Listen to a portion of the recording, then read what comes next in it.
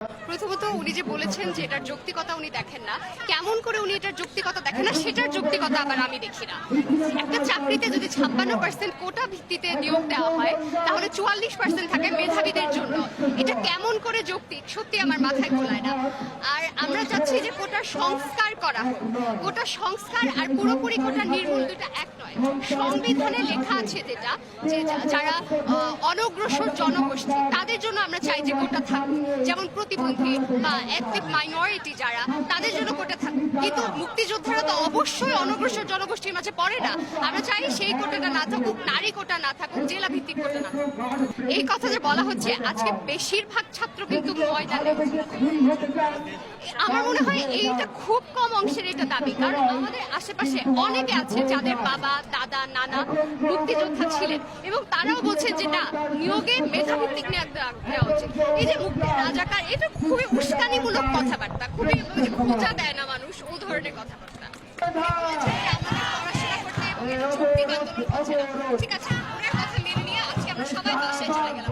আমরা খুব পড়াশোনা করলাম এবং চমৎকার একটা রেজাল্ট করলাম। তারপর কি হবে? চাকরিটা আমাদের কে দেবে? পড়াশোনার মূল কাহিনী তো এটা যে শেষ পর্যন্ত কি আমাদের একটা চাকরি করতে হবে, আমাদের তো অন্য বস্তুর একটা জোগাড় করতে হবে। সেটা আমরা কেমন করে পাবো যদি এই ছোট কথার কারণে বেশিরভাগ মেধাবীরাই নিয়োগ না পায়?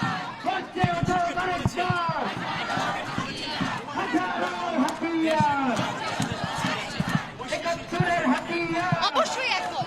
মেধাবীরা 44% নিয়োগ পাচ্ছে, তার মানে 56% যারা তারা সেই মেধাবীর সমকক্ষ নয়। তার মানে মেধাবীদের যেখানে বঞ্চিত করে কোটাধারীদের দেওয়া হচ্ছে, সেখানে তো চাকরিতে বা বিভিন্ন উন্নয়নমূলক কর্মকাণ্ডে ওরকম আশার ফল পাওয়া যাবে না, এটাই স্বাভাবিক। সর্বোপরি যদি আপনাদের এই আন্দোলন সংগ্রামের পরেও তা ব্যর্থ হন তাহলে আসলে বাংলাদেশের পরবর্তী প্রজন্ম আসলে কি হতে পারে? মেধাহীন প্রথমত, আর ইনশাল্লাহ আমরা ব্যর্থ হব। এটার কোনো সম্ভাবনা আমরা দেখছি না।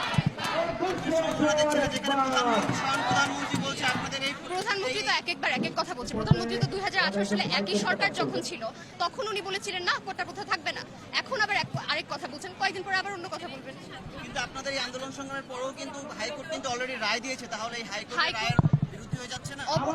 হাইকোর্ট যেই রায়টা দিয়েছে সেটা যদি সংবিধানের সাথে সাংঘর্ষিক হয়, আমি আপনাকে বলছি সংবিধানের অনুচ্ছেদ 19, 29, 28, 23 এই সকল অনুচ্ছেদে লেখা আছে যে সমতার কথা, এবং শুধুমাত্র এটা ব্যতিক্রম হবে যখন তারা অনগ্রসর জনগোষ্ঠী, যেমন প্রতিবন্ধী বা এথনিক মাইনরিটি।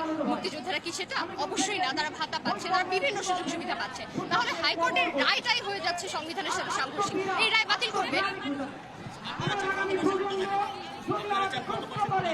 আমরা চাই যে একটা সার্ভে করা হবে যে এথনিক মাইনরিটি অথবা যারা প্রতিবন্ধী তাদের জন্য, তাদের সহায়তায়, তাদেরকে অগ্রসর জনগোষ্ঠীতে আনার জন্য যতটুকু প্রয়োজন হয়, যৌক্তিক যতটুকু ততটুকু।